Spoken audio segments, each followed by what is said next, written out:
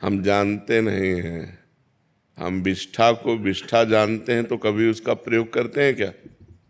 नहीं करते। हम जानते नहीं हैं पर जानते हुए मानते हैं अपने को। जैसे स्वप्न में जगा हुआ पुरुष नहीं होता, पर अपने को जगा हुआ देखता है, तभी तो स्वप्न में क्रियाएं करता है वो।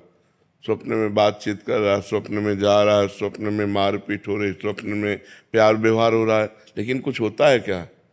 वो तो सोता हुआ पुरुष है, स्वाप्निक पुरुष है। ऐसे ही अभी हम मोह निद्रा में सो रहे हैं और ये स्वप्न देख रहे हैं, तो हमें लगता है हम जग रहे हैं। जब जग जाओगे तब ज्ञान में जगा हुआ पुरुष माना जाता है। जिस समय तुम जग जाओगे तो असत वस्तुओं को मलवत बमनवत विष्ठावत त्याग दोगे।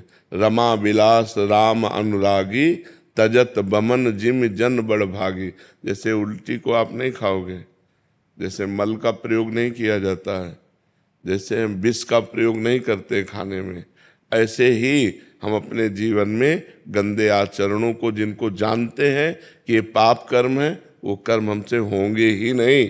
जब हम असलियत में जान जाएंगे, तो ये जानना कब होगा? गुरु की शरण में हो करके शास्त्र के अनुसार जितना बने आचरण करो और नाम जप करो। तो नाम जप से तुम्हारे अंदर आध्यात्मिक बल आएगा, उसी बल से सब ज्ञान विज्ञान प्रकट हो जाता है। जिन्होंने राम कहना अपनी सामर्थ्य नहीं थी उनकी कि राम कहना आए, उन्होंने वाल्मीकि रामायण लिख दी। किसके बल से? राम राम राम राम राम राम, भगवान के नाम के बल से भगवान के पावन चरित्र की रचना कर दी, जो हमारा इतिहास में आता है, वाल्मीकि रामायण। तो यदि हम नाम जप करें तो हमारे अंदर ऐसा बल आ जाएगा कि हम जिन आचरणों को जानते हैं कि नहीं करना चाहिए, उन आचरणों को हम रोक पाएंगे, और जिन आचरणों को चाहिए कि करना चाहिए, उन आचरणों को हम कर पाएंगे। बिना भजन बल के नहीं हो सकता। बुद्धि खराब हो चुकी है, माया के त्रिगुण रंग में चढ़ गई, सतोगुण रजोगुण तमोगुण। कभी अच्छा भाव, कभी बुरा भाव, कभी एकदम प्रमाद स्थिति आ जाती है, निद्रा प्रमाद आलस्य, ये सब तमोगुण की वृत्तियाँ आ जाती हैं। कभी काम भोग रुपया कमाना, यश कीर्ति, रजोगुण की वृत्तियाँ, कभी थोड़ा सतोगुण की वृत्तियाँ आ जाती हैं।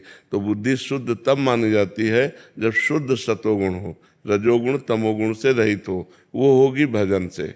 खूब नाम जप करो, जितना अधिक नाम जप करोगे, करते हो? हाँ, जितना अधिक नाम जप करोगे उतना ही पावर आएगा मन में। हम गलत आचरण भूल करना, अगर थोड़ी भी गलती हो जाएगी तो असह्य पश्चाताप होगा कि यार मेरे से क्यों हो गई, तो बड़ी गलती फिर हो ही नहीं सकती। जी। कपिल जी, रोहतक हरियाणा से।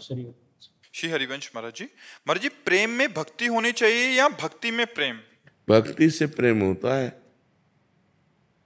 भक्ति से प्रेम होता है। भक्ति ही सर्वांग जब भगवान की जाती, 64 प्रकार के भगवान की भक्ति के अंग वर्णन किए गए हैं, शास्त्रों में लिखे हुए हैं। 9 प्रकार की भक्ति की जाए, 64 अंगों से युक्त हो, तब उसमें प्रेम प्रकाशित होता है। तो जो हमारा श्रवणम कीर्तनम स्मरणम विष्णुपाद सेवनम अर्चनम वंदनम सख्य दास्य आत्मनिवेदनम, भगवान की 9 भक्ति की जाए तो इससे हमारे अंदर भगवान की 10धा प्रेम लक्षणा भक्ति जागृत होती है। भक्ति साधन भी है और भक्ति साध्य भी है। साधन भक्ति साधन है और साध्य भक्ति प्रेम है। जब प्रेम के द्वारा भगवान का नाम जप किया जाता है, प्रेम के द्वारा भगवान की कथा सुनी जाती है, प्रेम के द्वारा भगवान की अर्चना वंदना की जाती है, तब वो अलग होती है। पहले प्रेम प्राप्ति के लिए हमारी अर्चना वंदना नाम कीर्तन भजन साधन होता है, ये साधन भक्ति। किसका प्रश्न है? हाँ, तो ये साधन भक्ति है। साधन भक्ति से भाव भक्ति प्रेम भक्ति की प्राप्ति होती है। बिना भक्ति के प्रेम कैसे जागृत हो जाएगा? ईशु सिंह जी, राधे राधे महाराज जी, मैं ईमानदारी से जीने, दूसरों की मदद करने और गलत रास्ते पर नहीं चलने का प्रयास कर रहा हूँ, लेकिन मुझे लगातार दर्द, उसमें महाराज जी पूरा कहानी लिखा है इन्होंने, फिर आगे लिखा है मेरी आत्मा अभी थक चुकी है, लेकिन ये सबकी आत्मा फंसी हुई है, तुम्हारी नहीं है। कोई बिरला ही जीवन मुक्त होता है, नहीं सब माया में फंसा हुआ है। और ये जो हमें आज है कि हम बहुत अच्छे आचरण से चलते हैं, और हम कोई अधर्म आचरण नहीं करते फिर भी हमको दुख मिलता है, ये हमारे पूर्व कर्मों का फल है, भोगना पड़ता है। इसीलिए संभाल के कर्म करना चाहिए। कर्म बिना भोगाए नष्ट नहीं होता। या तो भगवत प्राप्ति हो जाए तो सब नष्ट हो जाए, नहीं तो फिर अवश्य में बड़े बड़े संतों को भोगना पड़ता है। जो बिल्कुल पाप नहीं करते हैं, बहुत सही ढंग से चलते हैं, उनको भी भोगना पड़ता है। किसका प्रश्न है? हाँ, तो ये बात समझ लो। तो इससे अच्छाई ना छोड़ो, जो अच्छे आचरण कर रहे हो वो यथावत करते रहो, दूसरों की भलाई करते रहो। तुम्हें जो कष्ट मिले उसे तुम सह जाओ, तो तुम्हारा नया व्यापार, नई खेती बहुत बढ़िया है। पुराना जो पाप कर्म है वो नष्ट हो जाएगा, तो आगे आपको बहुत सुख मिलेगा। अगर अगला जन्म भी हुआ तो बहुत अच्छे कुल में, बहुत अच्छी सुख साम्राज्य में, और बुद्धि भी शुद्ध रहेगी। तो दूसरों की भलाई करने जैसा धर्म नहीं है, पर साथ में नाम जप करते रहो। नाम जप करते हुए दूसरों की भलाई करते रहो, तुम्हारा मंगल ही होगा, कभी अमंगल नहीं होगा। अगर दुख आ रहा है तो ये हमारे पूर्व कर्मों से आ रहा है।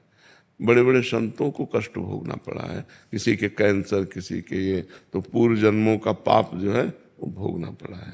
महाराज जी, अगर पूर्व में गलत काम हो गए हैं तो अब राधा नाम का सहारा ले लिया है, तो इसी जन्म में श्री जी मिल जाएंगे महाराज जी? हाँ, इस जन्म में मिल जाएंगे, लेकिन पूरी ब्रक पक्की लगनी चाहिए। अब लो नसानी, अब ना नसानी, आज तक किया अब नहीं करेंगे। ऐसे हमारे इतिहास में बहुत से महापुरुषों के चरित्रों में लिखा है कि वो पहले वैश्यागामी थे, पहले हिंसक चोर डाकू थे, लेकिन जिस दिन से बदले फिर अब लो नशानी, अब ना नशा। अगर हमसे पाप हो गए हैं और हम नाम जप कर रहे हैं, इससे सारे पाप नष्ट हो जाएंगे तब, जब अब नया पाप नहीं करोगे तब। अगर वही पाप करते रहो, नाम जप करते रहे, तो प्लस हो जाएंगे, जुड़ जाएंगे, और हमें दंड मिलेगा। नाम का अलग फल मिलेगा, पाप का फल अलग मिलेगा। अगर आज से हम पाप नहीं करते हैं तो हमारे नाम जप के प्रभाव से पूर्व के सारे पाप भस्म हो जाएंगे, और मुझसे इसी जन्म में भगवत प्राप्ति हो जाएगी। खूब डट के नाम जप करे, पर डरे, पाप कर्म से डरे। पाप एक अंधियारा है, एक दुख है, एक विपत्ति है, एक महान विघ्न है जो हम कर देते हैं, वो सुरक्षित जमा रहता है, फिर हमको दंड देता है। और जब दंड देता है तब हम अच्छे कर्म कर रहे होंगे, तो फिर हमें संशय होता है कि क्या अच्छे कर्म का फल दंड होता है क्या? लेकिन पूर्व का पाप का दंड आया, और अच्छे कर्म अब जो है वो आगे हमें सुख देंगे। जैसे गेहूं की फसल बो तो तुरंत थोड़ी काट लोगे कि एक मन गेहूं खेत में बिखेर दिया तो हम दूसरे दिन काट ले, नहीं, 6 महीना, 4 महीना, 5 महीना, 6 महीना में जब फसल आती तब उसी में वो 40 मन एकत्रित कर लेता है। ऐसे आज जो हम सत्कर्म कर रहे हैं वो आज हमको काटने को नहीं मिलेगा, आज हमको काटने को मिलेगी कल की फसल, आज की फसल आगे आएगी। ऐसा धैर्यपूर्वक सत्कर्म करते रहना चाहिए।